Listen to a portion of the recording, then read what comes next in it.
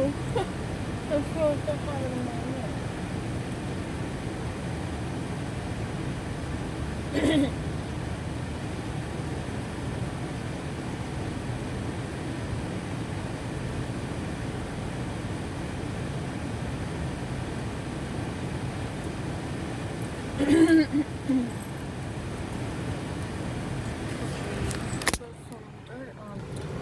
Great.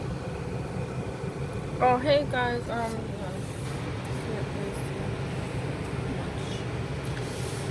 Alright, I'm gonna put you on the stand because I can't drive and hold the phone at the same time, and my stand sucks, so you can't really see anything, but you can hear me. That's good enough, right?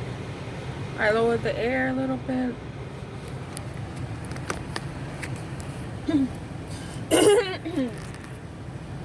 I always have like phlegm. Ew, I'm sorry. Alright,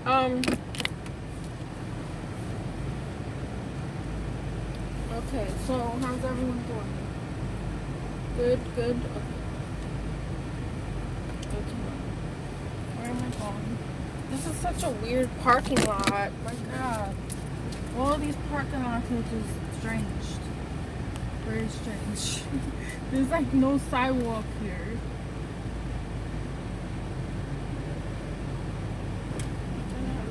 Oh my God. Okay, anyways. So, hopefully everyone can hear me. I'm going to try to scream or talk as loud as I can because no one seems to be able to hear me or anything, and that's a problem. Alright, so yeah, what's to do? I didn't speak to my lawyer today. I'm pretty sure every phone call is a charge. Every email, all that is charged, being charged to my account or whatever, my restoration fee. What is it called? Retainer fee? Yeah. So this guy is so like mathematical and just seems detached, which most lawyers I guess are, but I don't know if that's a good thing or a bad thing, because he's just like doesn't get the concept of my children have been with me since they were born, and every time I try to leave my husband comes around and takes them from me, which is not against the law until you have a court judgment against you or whatever. Then it is. So don't say, oh, you can't take the kids, because you can't, actually. If you're married. If you're not married, then they got some bizarre rules in this country. If you're not married, then all rights basically are taken away from the father. Isn't that a shame? Like, what is that? Like, are you serious? I don't understand this. Like, I don't know. Don't get married if you plan on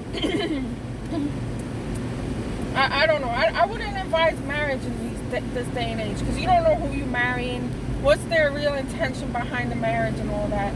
You really got to get to know this person inside and out, and make sure you're not dealing with a narcissist or a psychopath. The psychopath will kill you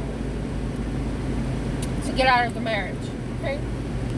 That's what's happening all over the country, and it's just, I would assume it's worse now. Financial constraint leads to a lot of these murders, suicides, robberies, and all kinds of things, home invasions, all kinds of crime that's going on right now that they're not reporting. It's actually at an all-time high. This is just like straight out of the movie books, guys. Straight out the movie books. And it's really destroying individuals, and I'm trying to hang in there, man. I am on my brink, and if I gotta do these videos like every day, or at least some kind of video diary or something, because sorry, I'm like, so I don't know. Because who knows what tomorrow's gonna bring? I don't know.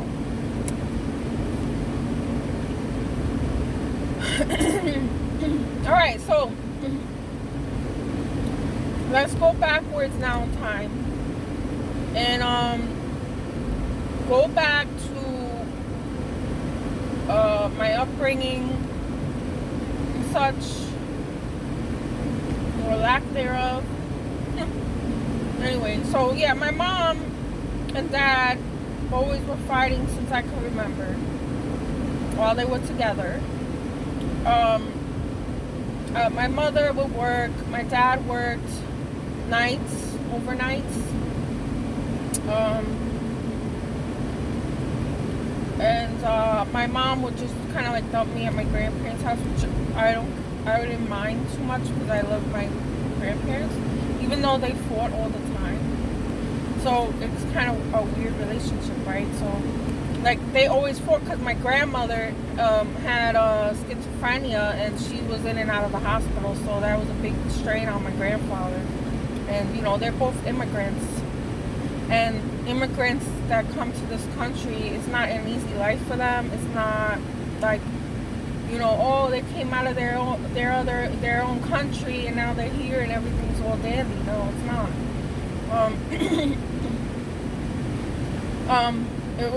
They weren't really accepted as easily as, you know, a natural born American. So the struggle is real. And my grandmother couldn't work because of her disability. So that put a financial restraint on my grandfather.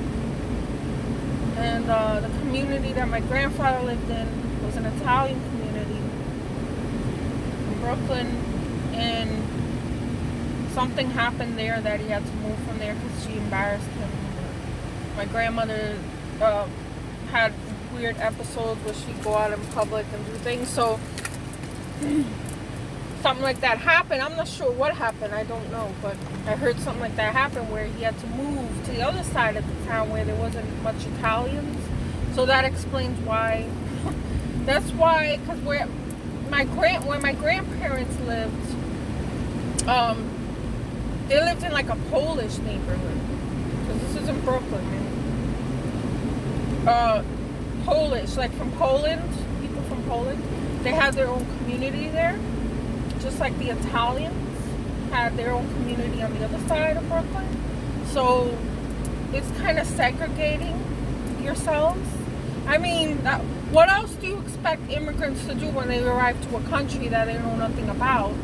They're going to find like people, like the people that, oh, there's holes everywhere in this room. They're gonna find their group. So, but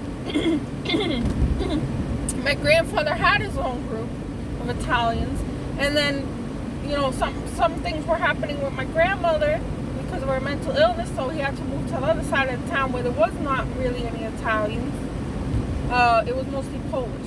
So that would explain why they lived in a Polish area and they were Italian. And it was kind of odd growing up to see that, because it was like, hey, all these people are Polish. What are Polish people? Like, why aren't we like them? I don't know, weird. But the other side was mostly Italian. So, and then my mother and my dad moved to the Italian side. So, you know, but they're very close together. It's not like, you know, a big discrepancy from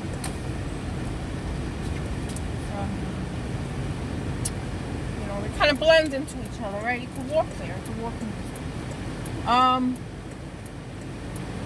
So my mom moved in with my dad or whatever. They got an apartment on the other side of town, which is where they were originally from, the Italian side. And that side had the projects though. So you know, everyone's segregated in their own little areas, but within the same area. It's like a big area for small areas within it. And so the projects was mostly black, because that's what that was. Whoops, that's what it was. And so I lived on the same block. It's very strange in New York where you be one block a certain way, and then the next block's completely different, like atmosphere and lifestyle. So on one side we had like the Italian area or whatever, a regular area. Kind of not quiet, but wasn't too wild. Then you turn down the block and you go around the block and there's the project. So, it's kind of like stereotypical where the projects is loud, there's a lot of crime and shady people, which was the truth because I wasn't allowed to go to the store around the block, which is where the project is blocked. Literally right around the block. It was a whole different area. It's a whole different zone, designated zone. And I wasn't allowed to go to the corner store, which is bodega. Bodegas are Hispanic, like originated from Hispanic countries, like the Caribbean, and they're basically little grocery stores, but they are run by Hispanics. So, and it contains a lot of things that maybe a supermarket might have, for the lower income people. They make sandwiches. They have, all the essential items that you might need, like, because you can't go to a big store. Or if you live in the projects, but, for the most part. And so, yeah, that's where I grew up. And I grew up, on that side of town. And then I would always cross into the Polish area, which is where my grandparents lived. Be on that side. We didn't have a car or anything, so it was like, we walked everywhere. I was always walking. I always seen people. I always, like, there's so many crowds of people everywhere. It was always like that.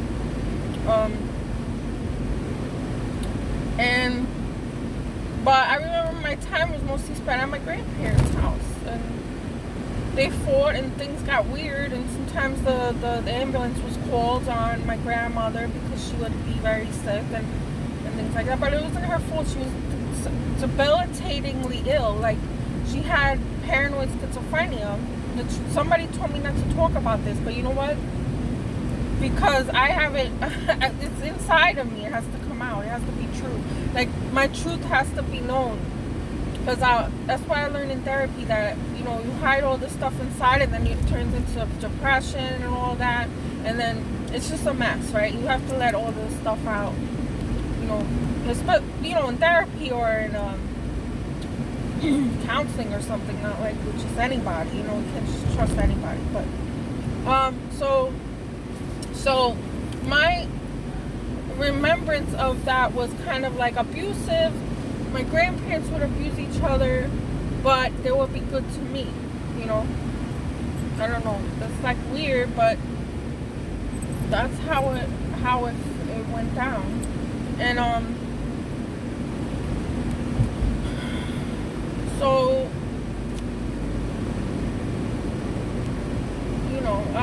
it was hard to reconcile what the hell all that meant. And then when I went home, it was like complete distance from my mother and father. They were just like in two different worlds. If they weren't in two different worlds, they were fighting. And then my dad would be playing piano and singing, and then get me on to sing, which I appreciate to this day. Having me singing since I was little and trying to produce shows with me. Like take my stuffed animals and put them together and make a show. And I had a lot of stuffed animals that talk, like the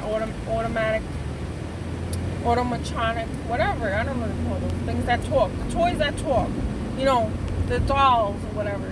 And then so he would make me put them together and create a show out of it. But the thing is, he was so strict.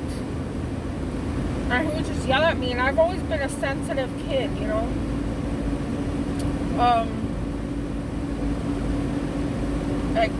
That kind of discouraged me from doing anything. I just wanted to roll up in a ball or something and disappear. So, I don't know. I've always been born that way. I've been born that way sensitive.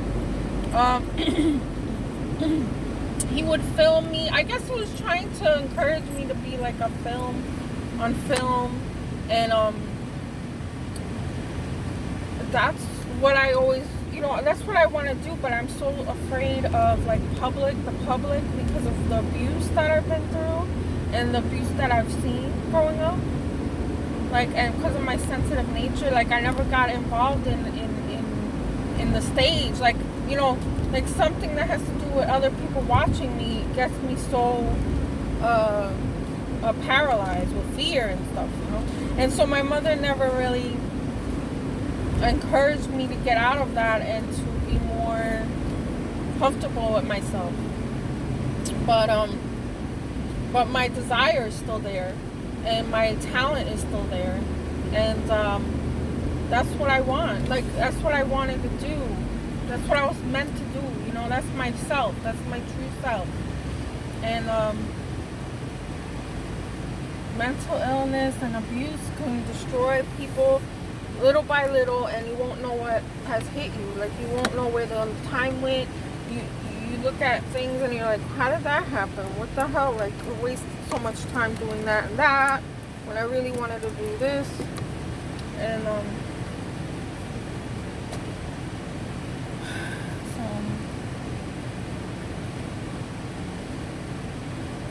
and then when I lived with my dad until I was 11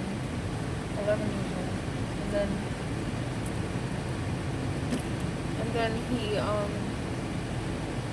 And then my mom cheated on him with the stepfather and ended up living with him, which was a complete disaster. Because I went from having some kind of attention, you know, from my dad, to being completely ignored. The guy was just a different kind of personality than my dad, you know. I would say more of a psychopath, and that destroyed me further to be more insecure and unsure of myself, and you know, not want to bring myself out as who I am. So, you know, and this person was an alcoholic. He had so many problems, and my mother just spent most of the time dealing with him and his problems, and it was just like, what? I was just in the background. Nobody paid attention to me at all. I was completely ignored at that point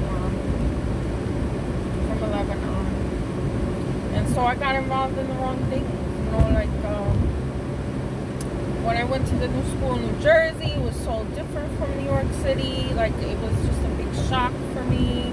And I was not well accepted. I was made fun of for my accent, which was a lot stronger than now. Like, it was a real official Brooklyn accent, you know. Now it's like, I don't know what this is, but my daughter says I have a New York accent, but it's kind of like fragmented now. But the actual Brooklyn accent is a little different than New York City. It's more like pronounced. And I had one of those. So when I went to school in New Jersey talks different. It's similar to New York City, but different, you know, like not as deep and strong and rough.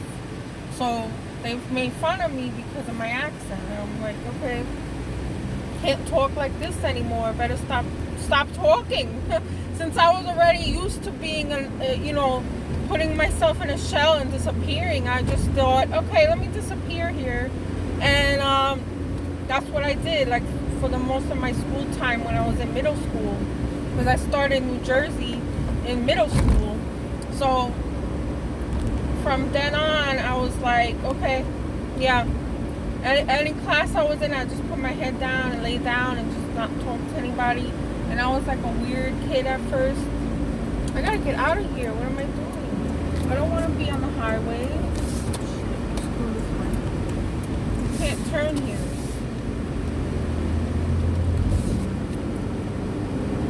This is why I hate New Jersey. Oh my god. Because like it just turns into like highways and you can't get out. There's no turning here. I should have went that way. No left turns. I don't know. I do not know. So, can I get off the highway? Next left, south something. I don't know. Okay, make a left. Or left or right. Okay, so I was just like, you know, I just disappeared into, I like to turn and make a U-turn. Kind of disappeared disappeared. And then, you know, I made friends still. Left on Green Arrow, whatever. I don't fucking know, but I'm making a U-turn. I don't care what the sign says. There's so many signs to read in New Jersey. It's confusing. Anyway, so see, I got off track now, right? So yeah, I just disappeared into myself, and for the most part. But then I made friends with some of like the outcast people, I guess. I don't know. Like, you have to sit somewhere and lunch, so I ended up attracting outcasts. That's strange, but yeah, something like that. Oh my God, I can't turn. What is wrong with this car? All right, so yeah, I made friends with like the less desirables, I guess, because the popular people are just too rambunctious and loud, and just, you know, I'm used to having a mother that's loud and obnoxious, so I try to stay away from that. So I wasn't really popular. One time I had a friend. We were kind of friends at one point for some reason. I don't know how that happened. She was popular, so I don't know how that happened. And then she found out that I sat with like the undesirable people, not nerds, but close to it, you know. Then she found out where I was sitting at lunch, and she was like, "Okay, I'm not talking to you anymore. You hang out with nerds." Okay, thank you. And then she was like, "You know, you have the potential to be popular," or some shit. And I'm like, okay. So nobody elaborated on that, and she was just a snob about it. So whatever. Okay, fine. Don't be my friend. Just because I hang out with somebody you like? Really? Because, you know, I was changing a little bit. I tried to fit in to the new school, and at one point I was like a skater, I think they called it back then. I didn't even like that music. I just kind of like fit myself into doing it. This is where the borderline comes in, right? So, and I was still underage, so I'm pretty sure you could recognize borderline personality disorder in your younger years. I'm assuming like in the teen years, because I know that I had a lot of symptoms during that time. It's true, but I don't know. Like you know, I would fit into that role, and then I was called what do they call them? A poser. So a poser is like someone who just fakes to be cool. So basically that's what I was doing. I didn't realize it, but they were right about me. I was like a poser. Damn it.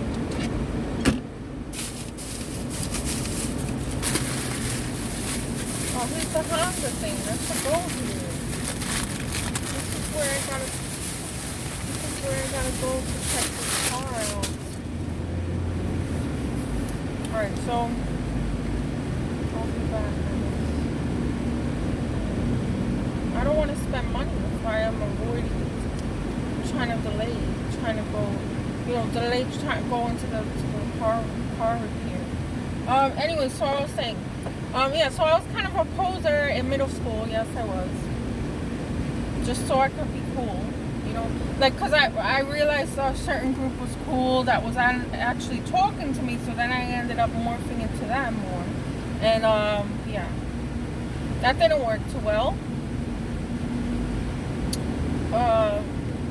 And then I met up with other people, and I morphed into what they would like, and then I kind of found an identity actually from there on. I went from like theater, listening to rock music, kind of not rock music, more like alternative ska music, like when Gwen Stefani used to have a group, No Doubt and stuff like that. Yeah, so that kind of music went with my look. So I did that, but then, like I said, I met with other people, because where I lived was kind of in the ghetto area, near the ghetto area. It wasn't really matching my style. Because those people were on the other side of the area I was in, So then I started meeting people around where I lived, and then I changed it to that, which was more like ghetto-y. Not ghetto-y. That's too extreme to say that. You know, because they were Hispanics, and so that's what I kind of cling to more. And then I changed from wearing like Jenko jeans. I went from wearing Jenko jeans to wearing baby tees and tight jeans, you know? Tight jeans and wedges and stuff like that. And listening to hip hop, and that stuck for me till this day. So, but yeah, so I hung around my neighborhood, and then my neighborhood kind of bleeded into the Battery area, and that's where we would hang out and stuff. And so I met up with the wrong kind of friends that got into drugs.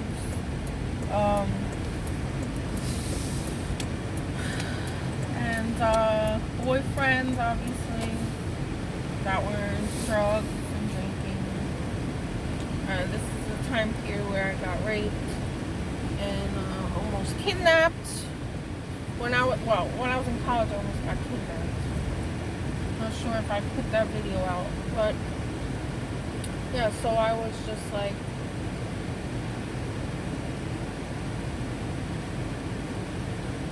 I mean, I was finding myself in a way because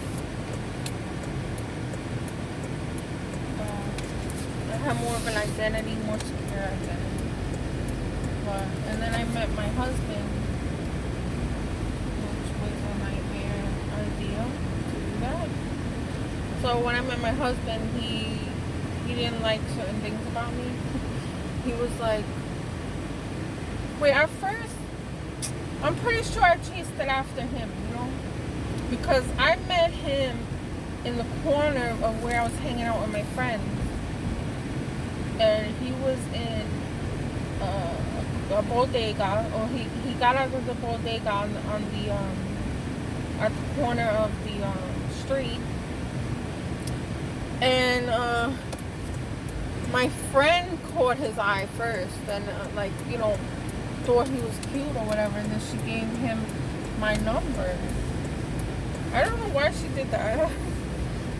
I guess because I was sad and depressed, and I just broke up with somebody. And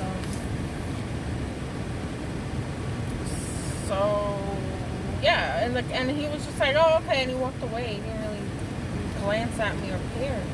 And then I started seeing him again throughout the neighborhood because he happened to be living in the neighborhood, right, like a couple blocks away from where I live. And then he'd be like, hey, what's up? Hey, you know, oh, you talk a lot, or, you know, stupid things. Then he realized that I worked in the Kmart. Yeah, Kmart.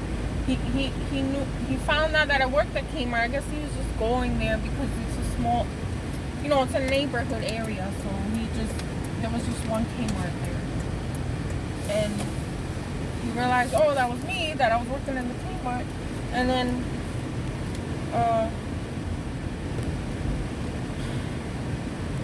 he started talking to me, small talk, and then we ended up. Actually, what ended up happening is he took me out to eat, which wasn't really out to eat. It was like a takeout place. It was a Chinese takeout, really, real classy. I mean, I was just a teenager, so it didn't really matter. But so.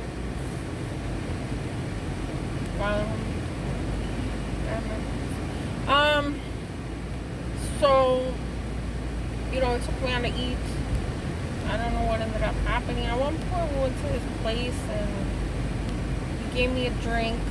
And then after that, I woke up kind of in the middle of a sex act. So I guess you could say before that, he didn't have sex with me. Actually, before that, when I first went to his place, he would kind of like rub me and stuff. Like, he would rub me, but not do anything. So it was like, you know, a tease. And then one time I went to his house and he gave me something to drink, like wine, I think it was wine. And then I ended up, you know, I guess passing out and then waking up to him on top of me. And yet, this is basically considered rape, no? I mean, isn't that a rape? So what did I do about the rape? I didn't do anything about the rape. I just continued going there, like a fiend or something. Like I was addicted to him.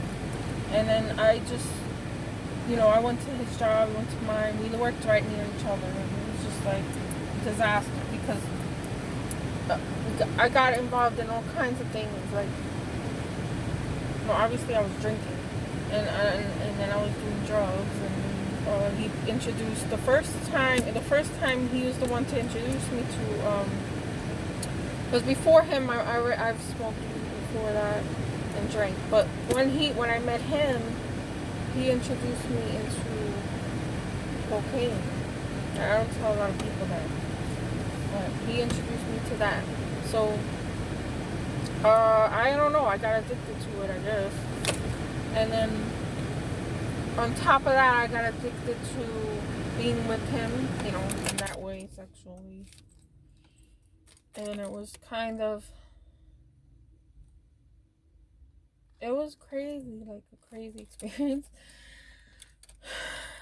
It was fun and everything, but you see, it wouldn't have been so bad if it didn't keep going and going and going into 2 children, moving, having a life together, getting married. All that got accelerated and it kept going. So, and this all started from being raped. Like, what do you really expect out of that relationship?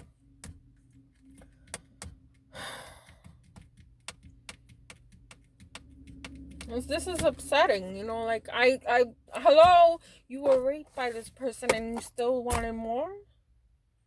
Well, who does that?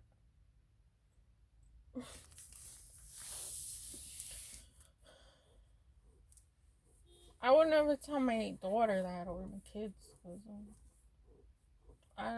why would I want to say that about their father, you know? And I was younger than him, not by much, but he was 19 going on 20. And I was 17, just turned 17ish.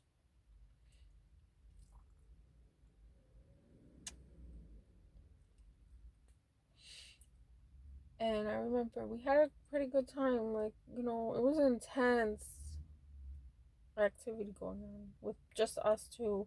I stopped talking to my friends. I stopped talking to I didn't really want to do much with my family. Because I didn't want to be around them anyway, but that's another story. Oh, you know why? Because of the abuse. So, but my grandparents were still alive, so I went to see them as much as I could. Oh, while they were alive. And, so I don't know how to break this bond of destruction that I've been attached to for years. And I'm mad at myself because I just basically gave myself away to a predator. And I could have been doing all kinds of things differently in that time, and no.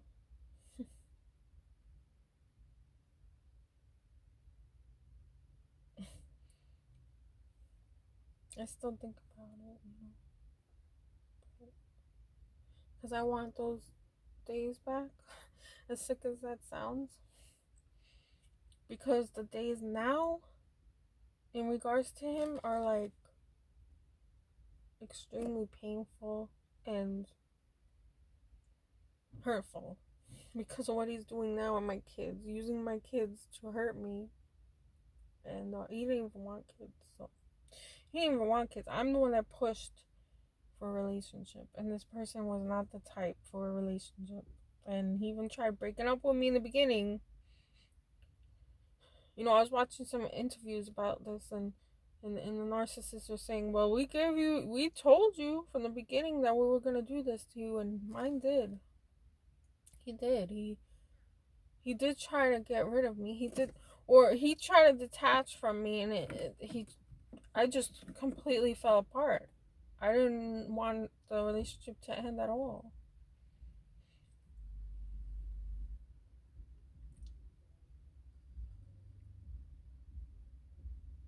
I just kept holding on to someone who didn't want anything out of me anymore. They used me for sex and fun and excitement, and that's why it was so fun and playful in the beginning, because like Sam Vaknin says that he's looking for a playmate at first, and that matches pretty well because we were doing all kinds of things together. We were kind of like a Bonnie